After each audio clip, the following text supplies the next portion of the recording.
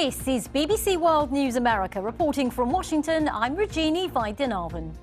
A bridge collapses in Italy, killing dozens as emergency workers scramble to search for survivors.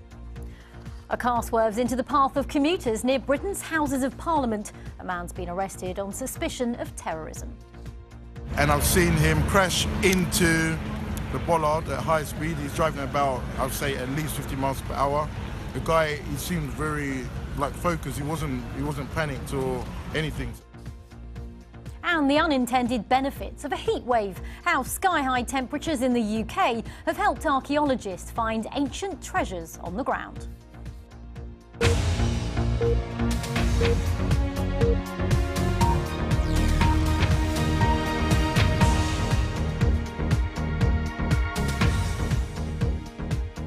Welcome to World News America. Emergency workers in the Italian city of Genoa have been frantically trying to free people from the rubble after a bridge collapsed in heavy rain. At least 26 people are known to have died when the motorway fell, sending cars and trucks some 300 feet to the earth. The country's transport minister called it an immense tragedy. The BBC's James Reynolds has the latest. Oddio! Oddio! Oh God, a man shouts. He captures the moment a motorway tower disintegrates in bad weather. A vast section of the road falls to the ground. A rescue helicopter revealed the scale of the disaster. The four-lane highway collapsed more than 40 metres onto the valley floor.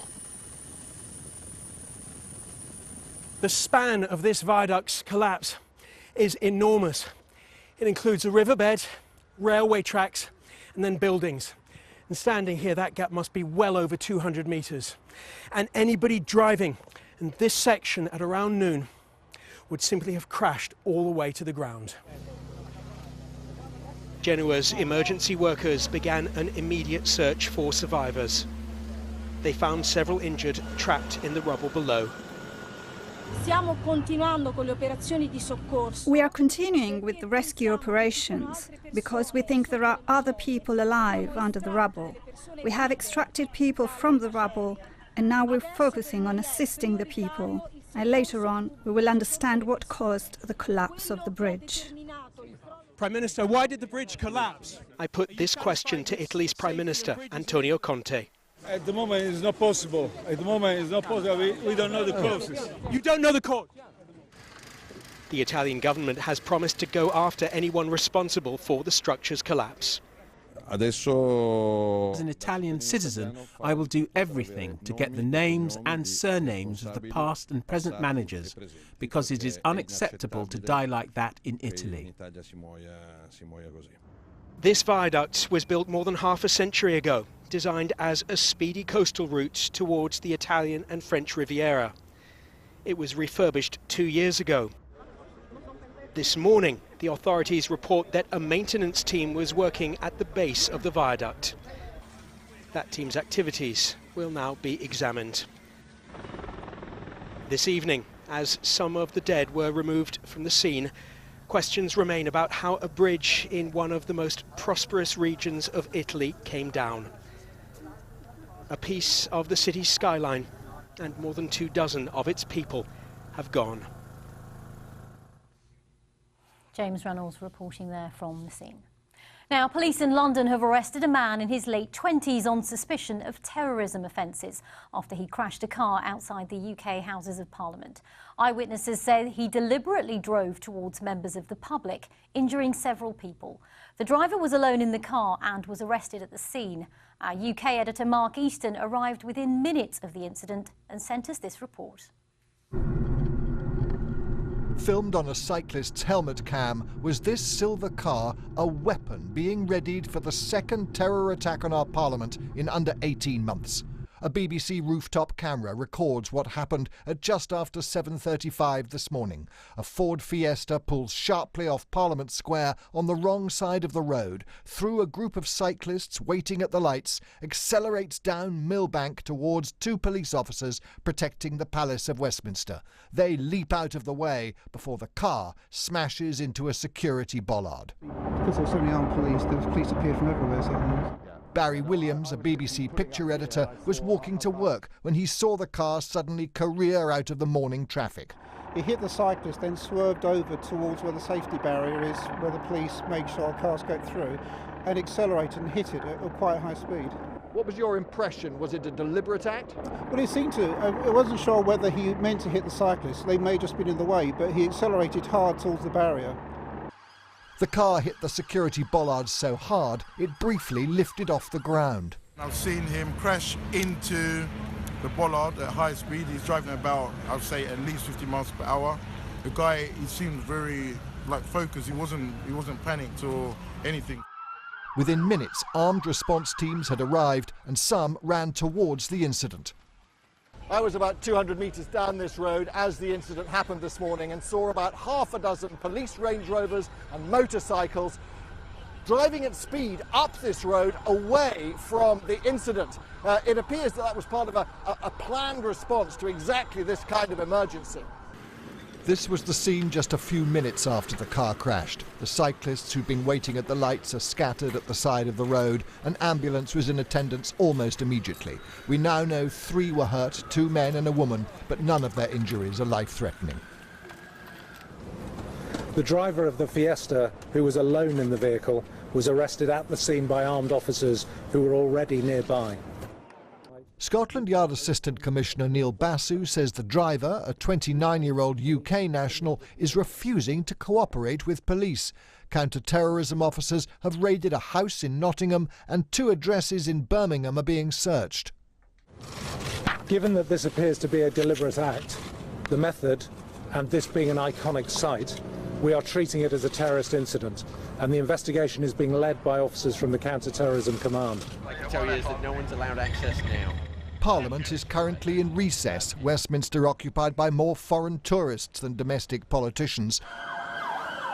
The Prime Minister, on holiday in Switzerland, said her thoughts were with the injured and thanked the emergency services for their courageous response. I'd also like to thank the people of London. This is not the first time we've seen an incident of this type on the streets of London. I'd like to thank them for their resolve, the resilience that they've shown, and their determination to make sure that those who seek to exploit these types of incidents will not be allowed to divide us. Less than a year and a half since the Westminster Bridge attack, once again the area around Parliament was in lockdown today. The message to the public: stay calm, but remain vigilant. Mark Easton, BBC News, Westminster. Now let's get back to our top story, that deadly bridge collapse in Italy. And for the latest, we can now cross to James Reynolds in Genoa.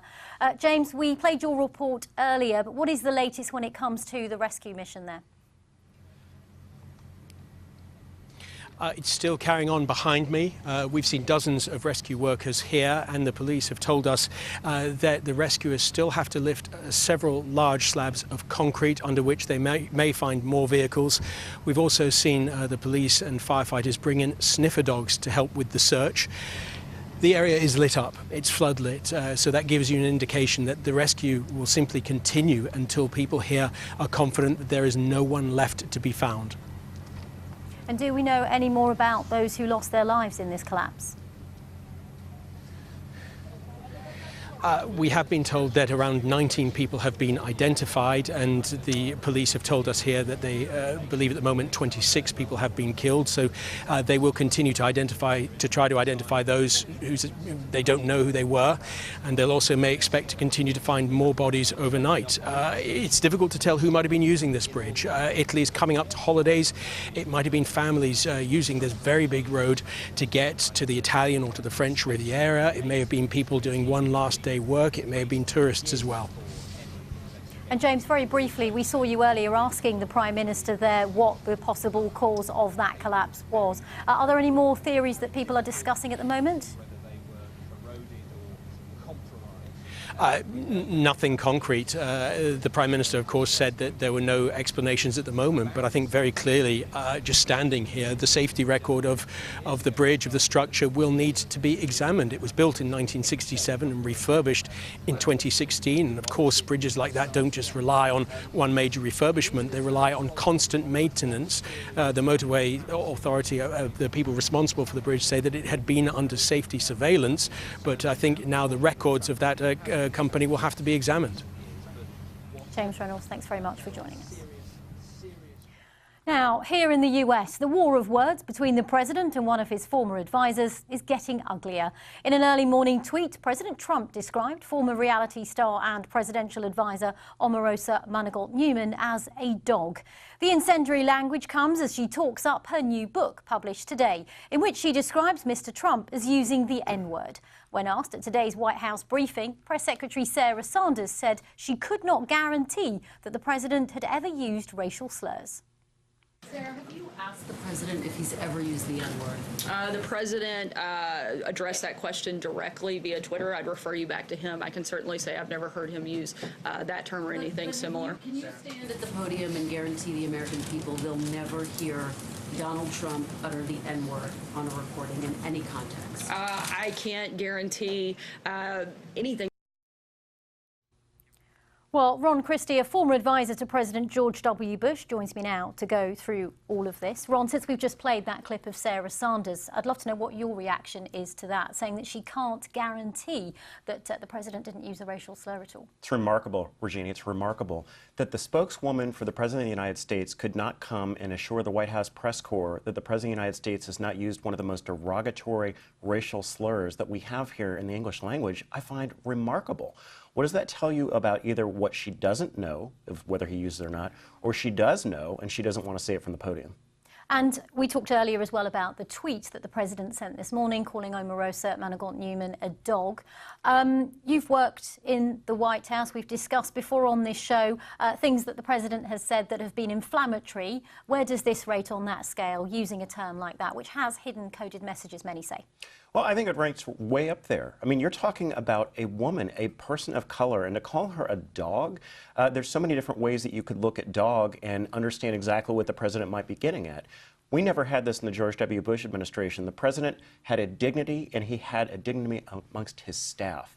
The fact that you would have a staffer that's going out there writing this type of book and the way that the president will respond to her with calling her a dog really shows you where we are in American politics right now. And Ron, of course, the White House are trying to discredit Omarosa's account, saying that it's untrue.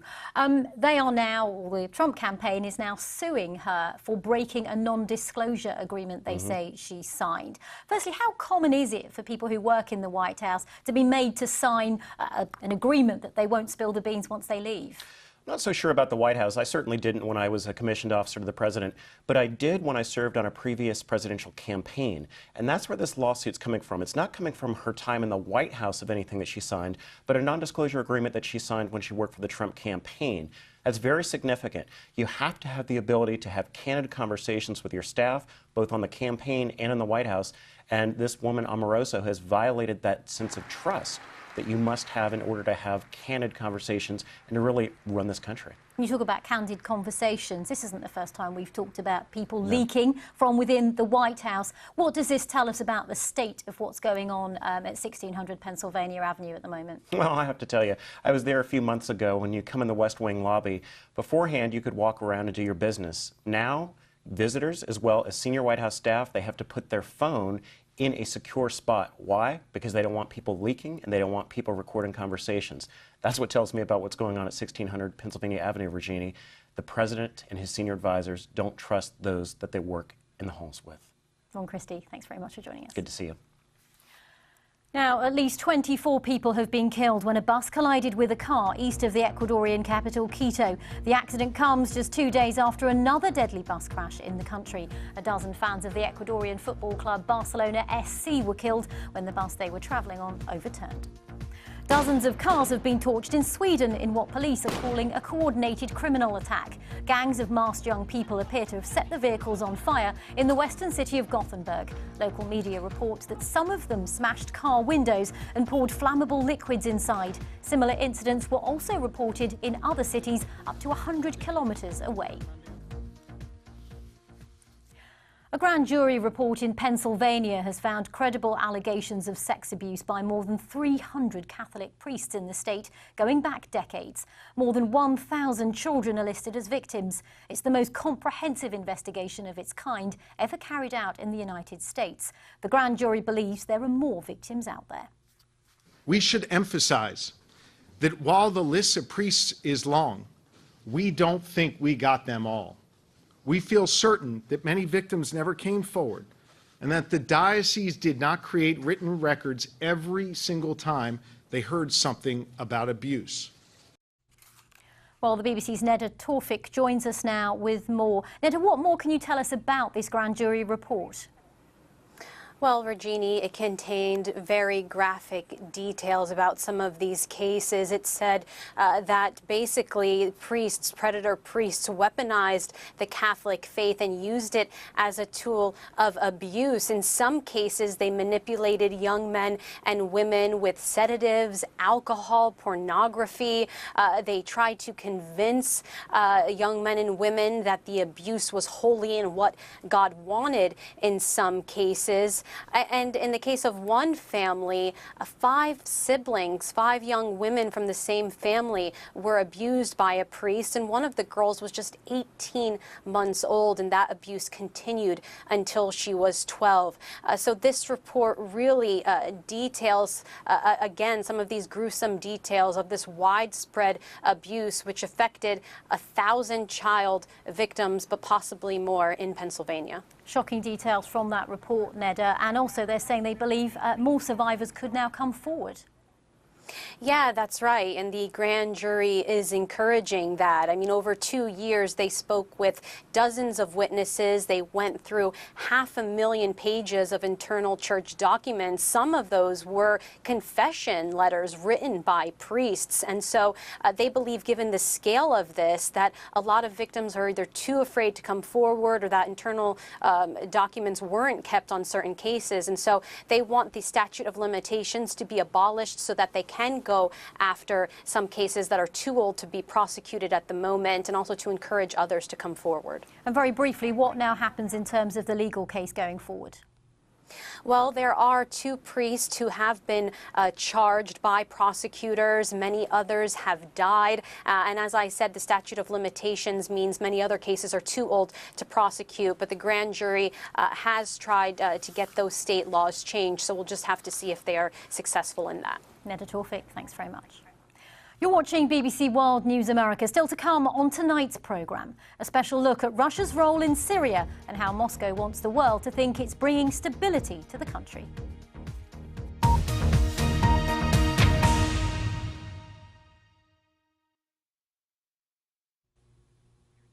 Turkey's president's announced a boycott on all US electronic goods after Washington imposed sanctions on Ankara. The spats contributed to a currency crisis in Turkey. Mark Lowen has more on Mr. Erdogan's comments. He said they have iPhones, the other side has Samsung. We, Turkey, have Vestel, which is a Turkish electronics company whose shares suddenly rose when he mentioned them. This is a pretty dramatic move by President Erdogan, trying to play at the US's game in terms of an economic attack, I suppose, as he calls it, from the US to Turkey. He says that Turkey will fight back. And it shows very much that he is continuing to hit out at what he sees as an unjustified move by the US government. Of course, those sanctions and tariffs from Washington came because of Turkey's continued detention of an American pastor on alleged terrorism charges that Washington says are completely baseless.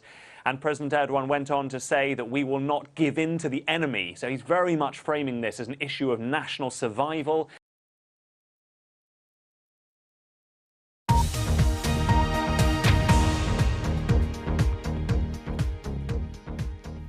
It's It's time to rebuild Syria so refugees can return to their homes. Those are the words of Sergei Lavrov, Russia's foreign minister, whose country's backed Syrian President Bashar al-Assad.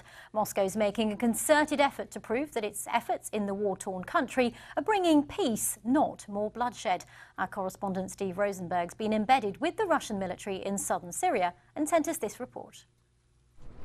7 years of war began in this town.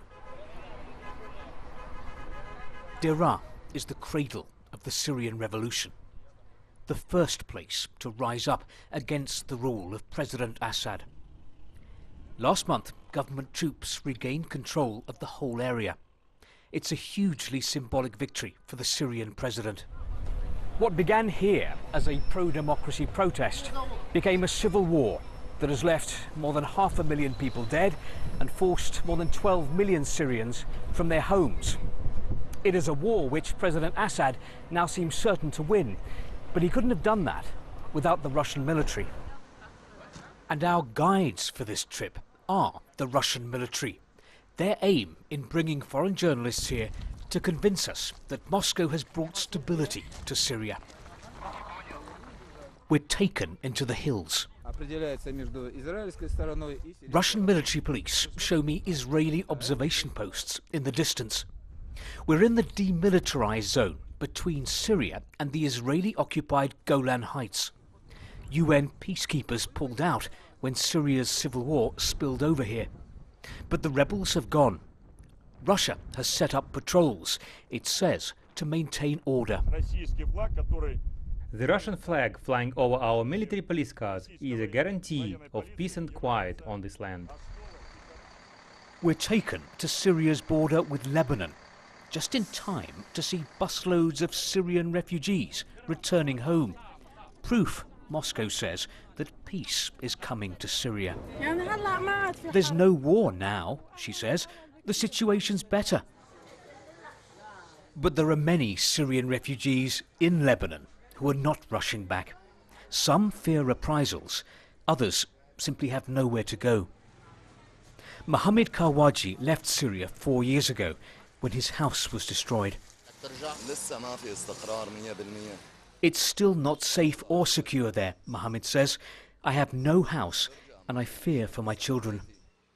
The Syrian government rejects the suggestion that citizens who return are putting themselves in danger. There will be no reprisals, there will be cooperation on safe and dignified return of all Syrians. As we continue our tour, we're taken to see happy, smiling Syrians grateful to Russia. It's precisely the image Moscow wants us to see, of course. And yet in Syria, Russia does seem to understand that winning hearts and minds is just as important as winning the war. Steve Rosenberg, BBC News, Syria. Now, us Brits, we love to talk about the weather, and usually that means complaining about it. Summertime's usually drowned out by the rain. But this year, all people are talking about in the UK is the heat, and that includes archaeologists who are having a field day. That's because the dry temperatures have laid bare some previously undisclosed historical sites when seen from above. Our arts correspondent David Silito's been out with the flying archaeologists. OK, Martin, we've found an Iron Age linear boundary, Triple Ditch. This is Damien Grady, one of Historic England's aerial archaeologists. And this long, hot summer has revealed some lost landmarks. This is Tixall in Staffordshire. Look to the right. We can now see the outline of a lost manor house. And in Oxfordshire, a prehistoric settlement has come into full view. Even the airfield we landed on at Old Sarum in Wiltshire has its secrets. From ground level, well, all you can see is grass, a few dry patches, nothing special. However, the archaeologist who's above me at the moment can see something completely different. The aerial photograph shows I was standing on 3 long stripes in the grass. Close up, they don't look much. However, this is a ditch that dates from the Iron Age. Over the years, the ancient ditches were filled in and the new soil dries out differently, leaving the stripes. This ditch we're standing on is 2,500 years old. That's right, like that? yeah. These were 3 ditches, between which would have been some banks. So, there would So be... huge embankments. That's right, yeah. Huge things. They were. I mean, there's on the horizon there's a hill fort as well. And it goes on. Here in Bicton in Devon, the dry weather has revealed the remains of a Roman farm. There's never been a year like this. How many new things are you seeing? It's hard to tell for sure because we've been so busy we've not had time to stop, but it's roughly, we're talking several hundred. And some of the most fascinating finds are here, near Milton Keynes, ceremonial groves covering several hundred metres of Mike Davis's land, all of which was news to Mike. Have a look. Good Lord. I mean, we know there are things elsewhere, but this is something I've never seen ever before. This then is a complete surprise to you? Yeah. You had no idea? None at You all. farmed here all your life? Yeah. Yep. It's 5,000 years of history we're standing on. Good Lord, that is amazing. And today, even from the air, you can see nothing. A little rain and the harvest and those ancient avenues have already disappeared back into the past. David Solito, BBC News, Milton Keynes.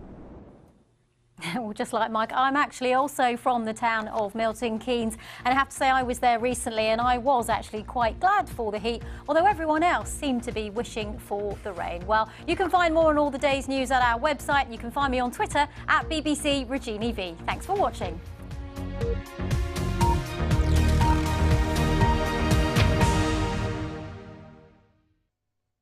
Hello there. We've seen some very violent thunderstorms across parts of Italy, around the Alps,